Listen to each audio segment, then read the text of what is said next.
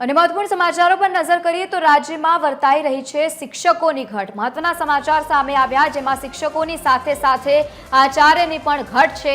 800 થી વધુ શિક્ષક અને આચાર્ય નિવૃત્ત થયા છે અને નિવૃત્તિના કારણે શિક્ષકોની હવે ઘટ જોવા મળી રહી છે। કાયમી શિક્ષકોની ભરતી હજુ બાકી છે। શિક્ષકોની જ્યાં સુધી ભરતી બાકી છે ત્યાં સુધી આ ઘટ યથાવત છે। પ્રવાસી શિક્ષકોની જો કે હાલ માંગ ઉઠી છે। ગ્રાન્ટેડ શાળામાં ધોરણ 9 થી 12 સુધી જે મુખ્ય વિષયો છે ત્યાં શિક્ષકોની ઘટ છે। રાજ્યમાં સરકારી ભરતી બાદ પણ 4000 થી વધુ શિક્ષકો અને આચાર્યોની ઘટ જોવા મળી રહી છે। ભણે ગુજરાતનું સપનું ક્યારે સાર્થક થશે હવે જોવાનું રહ્યું।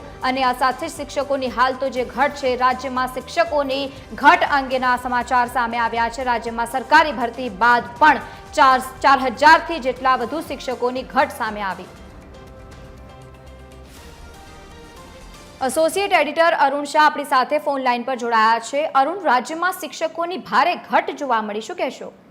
જી, સૌથી મહત્વનું છે કે મોદી તેમજ ગુજરાતમાં જોઈએ તો ભૂપેન્દ્ર પટેલ મુખ્યમંત્રીએ જે રીતે ભણે ગુજરાત એને સાર્થક કરવા માટેના ચોક્કસ પ્રયાસો કર્યા છે। સૌથી મહત્વની રીતે જોઈએ તો પ્રવેશોત્સવ તેમજ કન્યા કેળવણી સહિત શિક્ષણને જે રીતે પ્રોત્સાહન આપવામાં આવી રહ્યું છે, પરંતુ સૌથી વાસ્તવિકતા, જે નરી વાસ્તવિકતા કહેવાય ને કડવું સત્ય કહી શકાય, અનેક સ્કૂલોમાં ખાસ કરીને પ્રાથમિકથી શરૂ કરીને માધ્યમિક અને ઉચ્ચતર માધ્યમિક શાળાઓમાં જે શિક્ષકોની ઘટ છે, અત્યારે જે વિગત પ્રાપ્ત થઈ છે તે મુજબ મે 31મી મે સુધીમાં 800 જેટલા શિક્ષકોએ નિવૃત્તિ લીધી છે। એટલે 800 જેટલા શિક્ષકોની સીધી ઘટ હાલમાં હાલના તબક્કે વર્તાઈ રહી છે। તદુપરાંત જો વાત કરીએ તો જે રીતે શિક્ષકોની ભરતી સંદર્ભે સરકાર દ્વારા ચોક્કસ રીતે જાહેરાતો કરવામાં આવી છે, પરંતુ હજી સુધી ભરતી કરવામાં આવી નથી।